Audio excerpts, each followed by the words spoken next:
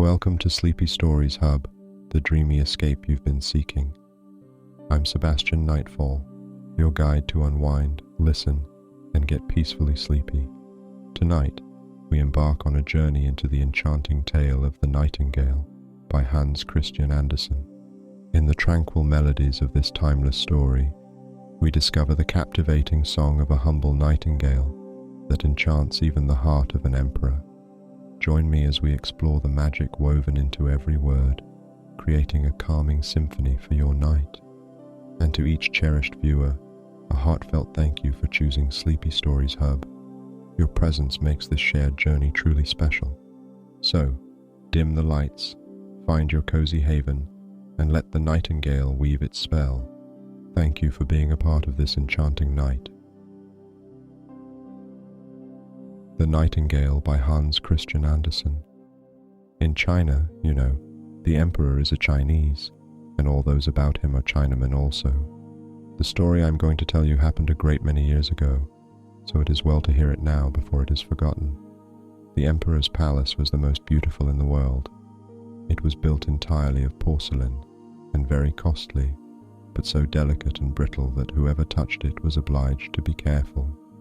In the garden could be seen the most singular flowers, with pretty silver bells tied to them, which tinkled so that everyone who passed could not help noticing the flowers.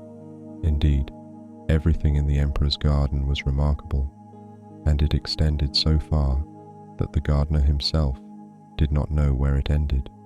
Those who travelled beyond its limits knew that there was a noble forest, with lofty trees, sloping down to the deep blue sea, and the great ship sailed under the shadow of its branches. In one of these trees lived a nightingale, who sang so beautifully that even the poor fishermen, who had so many other things to do, would stop and listen.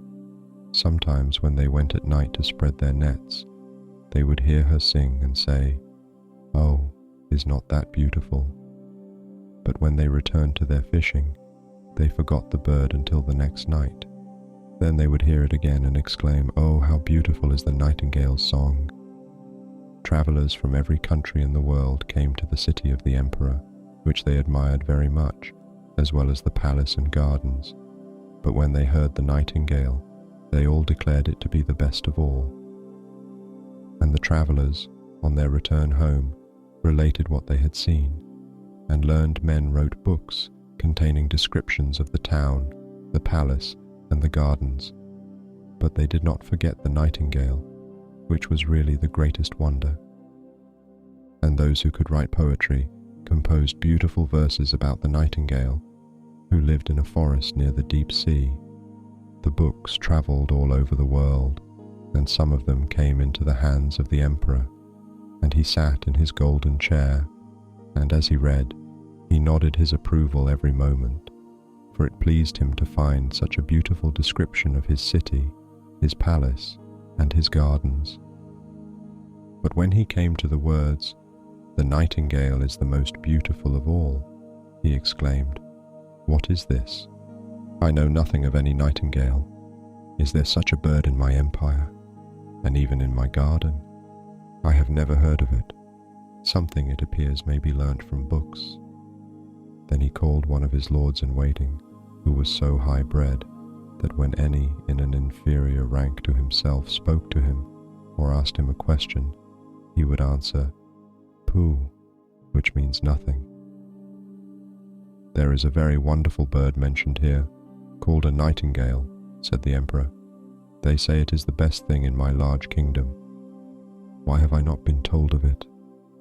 "I have never heard the name," replied the cavalier. "She has not been presented at court." "It is my pleasure that she shall appear this evening," said the emperor.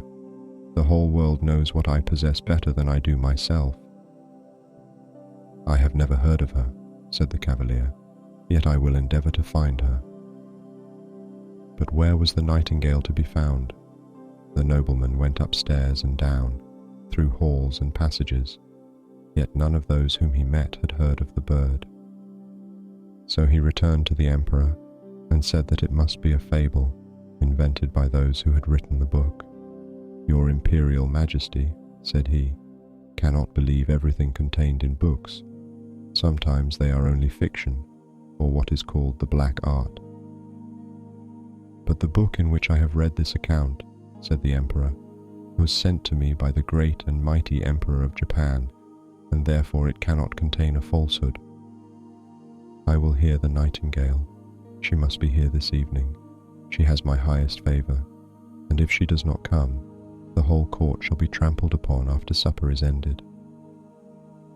Ching-pei, cried the lord-in-waiting, and again he ran up and down stairs through all the halls and corridors, and half the court ran with him, for they did not like the idea of being trampled upon. There was a great inquiry about this wonderful nightingale, whom all the world knew, but who was unknown to the court. At last they met with a poor little girl in the kitchen, who said, "Oh yes, I know the nightingale quite well. Indeed, she can sing. Every evening I have permission to take home to my poor sick mother the scraps from the table.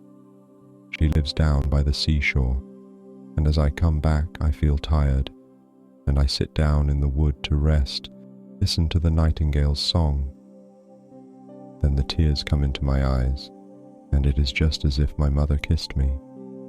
Little maiden, said the lord-in-waiting, I will obtain for you constant employment in the kitchen, and you shall have permission to see the emperor dine, if you will lead us to the nightingale, for she is invited for this evening to the palace."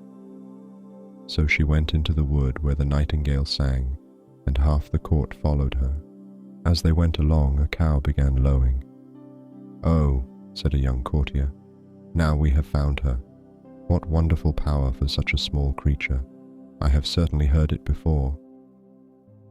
"No, that is only a cow lowing," said the little girl. "We are a long way from the place yet." Then some frogs began to croak in the marsh.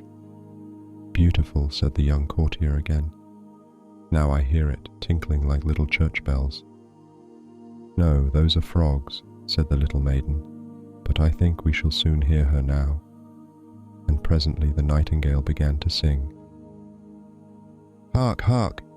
There she is," said the girl. "And there she sits," she added, pointing to a little grey bird who was perched on a bough. "Is it possible?" said the lord-in-waiting. "I never imagined it would be a little plain, simple thing like that. She has certainly changed colour at seeing so many grand people around her." "Little nightingale," cried the girl, raising her voice, "our most gracious emperor wishes you to sing before him." "With the greatest pleasure," said the nightingale, and began to sing most delightfully.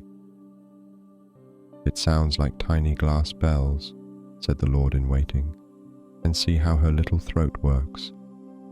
It is surprising that we have never heard this before. She will be a great success at court." "Shall I sing once more before the emperor?" asked the nightingale, who thought he was present. "My excellent little nightingale," said the courtier, "I have the great pleasure of inviting you to a court festival this evening, where you will gain imperial favor by your charming song." "My song sounds best in the green wood," said the bird, but still she came willingly when she heard the emperor's wish. The palace was elegantly decorated for the occasion. The walls and floors of porcelain glittered in the light of 1,000 lamps. Beautiful flowers, round which little bells were tied, stood in the corridors. What with the running to and fro and the draught, these bells tinkled so loudly that no one could speak to be heard. In the centre of the great hall, a golden perch had been fixed for the nightingale to sit on. The whole court was present, and the little kitchen maid had received permission to stand by the door.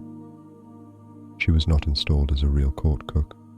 All were in full dress, and every eye was turned to the little grey bird when the emperor nodded to her to begin. The nightingale sang so sweetly that the tears came into the emperor's eyes, and then rolled down his cheeks, as her song became still more touching, and went to everyone's heart. The emperor was so delighted that he declared the nightingale should have his gold slipper to wear round her neck, but she declined the honour with thanks. She had been sufficiently rewarded already. "I have seen tears in an emperor's eyes," she said. "That is my richest reward. An emperor's tears have wonderful power, and are quite sufficient honor for me." And then she sang again more enchantingly than ever. "That singing is a lovely gift," said the ladies of the court to each other, and then they took water in their mouths to make them utter the gurgling sounds of the nightingale when they spoke to anyone, so they might fancy themselves nightingales. And the footmen and chambermaids also expressed their satisfaction, which is saying a great deal, for they are very difficult to please. In fact, the nightingale's visit was most successful. She was now to remain at court, to have her own cage, with liberty to go out twice a day and once during the night. 12 servants were appointed to attend her on these occasions, who each held her by a silken string fastened to her leg. There was certainly not much pleasure in this kind of flying. The whole city spoke of the wonderful bird, and when two people met, one said nightin, and the other said gale, and they understood what was meant, for nothing else was talked of. 11 peddlers' children were named after her, but not of them could sing a note. One day the emperor received a large packet on which was written, "The Nightingale." "Here is no doubt a new book about our celebrated bird," said the emperor, but instead of a book, it was a work of art contained in a casket, an artificial nightingale made to look like a living one, and covered all over with diamonds, rubies, and sapphires. As soon as the artificial bird was wound up, it could sing like the real one, and could move its tail up and down, which sparkled with silver and gold. Round its neck hung a piece of ribbon, on which was written, "The Emperor of Japan's nightingale is poor compared with that of the Emperor of China's." "This is very beautiful," exclaimed all who saw it, and he who had brought the artificial bird received the title of Imperial Nightingale Bringer-in-Chief. "Now they must sing together," said the court, "and what a duet it will be." But they did not get on well, for the real nightingale sang in its own natural way, but the artificial bird sang only waltzes. "That is not a fault," said the music master. "It is quite perfect to my taste." So then it had to sing alone, and was as successful as the real bird. Besides, it was so much prettier to look at, for it sparkled like bracelets and breastpins. 33 times did it sing the same tunes without being tired. The people would gladly have heard it again, but the emperor said the living nightingale ought to sing something. But where was she? No one had noticed her when she flew out at the open window, back to her own green woods. "What strange conduct," said the emperor, when her flight had been discovered, and all the courtiers blamed her, and said she was a very ungrateful creature. "But we have the best bird after all," said one, and then they would have the bird sing again, although it was the 34th time they had listened to the same piece, and even then they had not learnt it, for it was rather difficult. But the music master praised the bird in the highest degree, and even asserted that it was better than a real nightingale, not only in its dress and the beautiful diamonds, but also in its musical power. For you must perceive, my chief lord and emperor, that with a real nightingale we can never tell what is going to be sung, but with this bird everything is settled.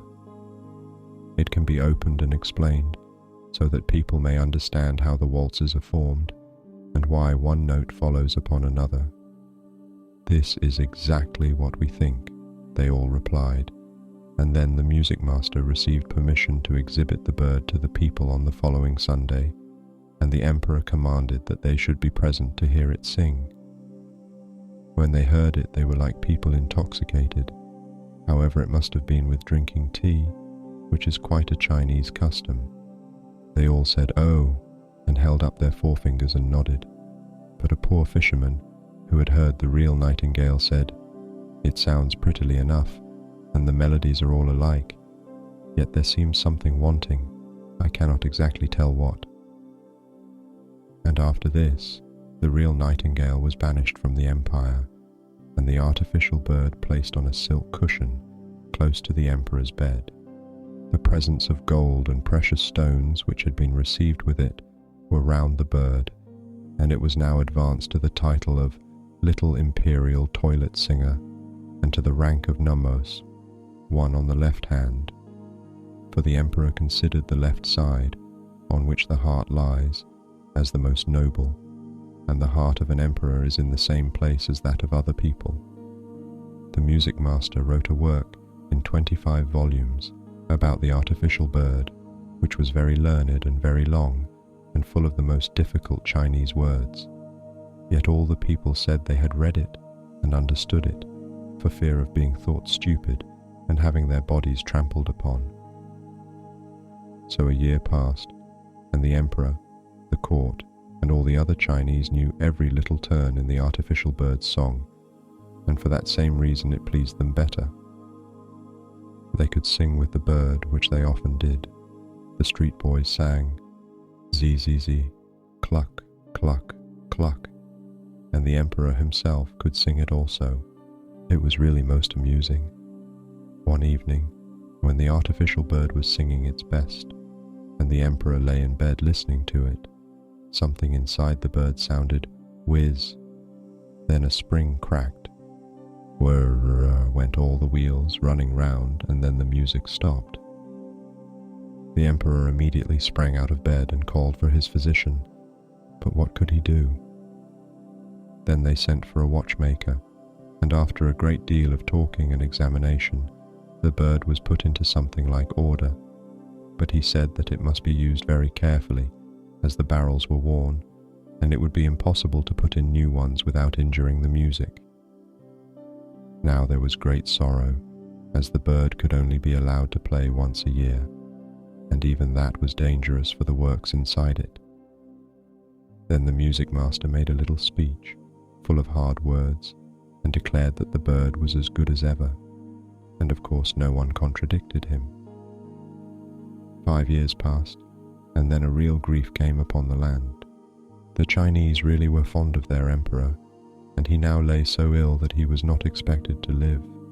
Already a new emperor had been chosen, and the people who stood in the street asked the lord-in-waiting how the old emperor was, but he only said, "Pooh," and shook his head. Cold and pale lay the emperor in his royal bed. The whole court thought he was dead, and everyone ran away to pay homage to his successor. The chamberlains went out to have a talk on the matter, and the ladies' maids invited company to take coffee. Cloth had been laid down on the halls and passages, so that not a footstep should be heard, and all was silent and still. But the emperor was not yet dead, although he lay white and stiff on his gorgeous bed, with the long velvet curtains and heavy gold tassels. A window stood open, and the moon shone in upon the emperor and the artificial bird. The poor emperor, finding he could scarcely breathe with a strange weight on his chest, opened his eyes and saw death sitting there. He had put on the emperor's golden crown, and held in one hand his sword of state, and in the other his beautiful banner. All around the bed and peeping through the long velvet curtains were a number of strange heads, some very ugly, and others lovely and gentle-looking. These were the emperor's good and bad deeds, which stared him in the face. Now death sat at his heart. "Do you remember this? Do you recollect that?" they asked one after another, thus bringing to his remembrance circumstances that made the perspiration stand on his brow. "I know nothing about it," said the emperor. "Music, music," he cried, "the large Chinese drum, that I may not hear what they say." But they still went on, and death nodded like a Chinaman to all they said. "Music, music," shouted the emperor. "You little precious golden bird, sing, pray sing. I have given you gold and costly presents. I have even hung my golden slipper round your neck. Sing, sing." But the bird remained silent. There was no one to wind it up, and therefore it could not sing a note. Death continued to stare at the emperor with his cold, hollow eyes, and the room was fearfully still. Suddenly there came through the open window the sound of sweet music. Outside, on the bough of a tree, sat the living nightingale. She had heard of the emperor's illness, and was therefore come to sing to him of hope and trust. And as she sung, the shadows grew paler and paler. The blood in the emperor's veins flowed more rapidly and gave life to his weak limbs, and even Death himself listened and said, "Go on, little nightingale, go on." "Then will you give me the beautiful golden sword and that rich banner? And will you give me the emperor's crown?" said the bird. So Death gave up each of these treasures for a song, and the nightingale continued her singing. She sung of the quiet churchyard, where the white roses grow, where the elder tree wafts its perfume on the breeze, and the fresh sweet grass is moistened by the mourner's tears. Then Death longed to go and see his garden, and floated out through the window in the form of a cold white mist. "Thanks, thanks, you heavenly little bird. I know you well. I banished you from my kingdom once, and yet you have charmed away the evil faces from my bed, and banished death from my heart with your sweet song. How can I reward you?" "You have already rewarded me," said the nightingale. "I shall never forget that I drew tears from your eyes the first time I sang to you. These are the jewels that rejoice a singer's heart. But now sleep and grow strong and well again. I will sing to you again." And as she sung, the emperor fell into a sweet sleep, and how mild and refreshing that slumber was. When he awoke, strengthened and restored, the sun shone brightly through the window, but not one of his servants had returned. They all believed he was dead. Only the nightingale still sat beside him, and sang. "You must always remain with me," said the emperor. "You shall sing only when it pleases you, and I will break the artificial bird into 1,000 pieces." "No, do not do that," replied the nightingale. "The bird did very well as long as it could. Keep it here still. I cannot live in the palace and build my nest, but let me come when I like.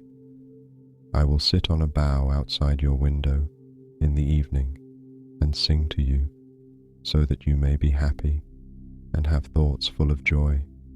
I will sing to you of those who are happy and those who suffer, of the good and the evil who are hidden around you. The little singing bird flies far from you and your court to the home of the fisherman and the peasant's cot. I love your heart better than your crown, and yet something holy lingers round that also. I will come, I will sing to you, but you must promise me one thing." "Everything," said the emperor, who, having dressed himself in his imperial robes, stood with the hand that held the heavy golden sword pressed to his heart. "I only ask one thing," she replied. "Let no one know that you have a little bird who tells you everything. It will be best to conceal it." So saying, the nightingale flew away. The servants now came in to look after the dead emperor, when lo, there he stood, and to their astonishment said, "Good morning."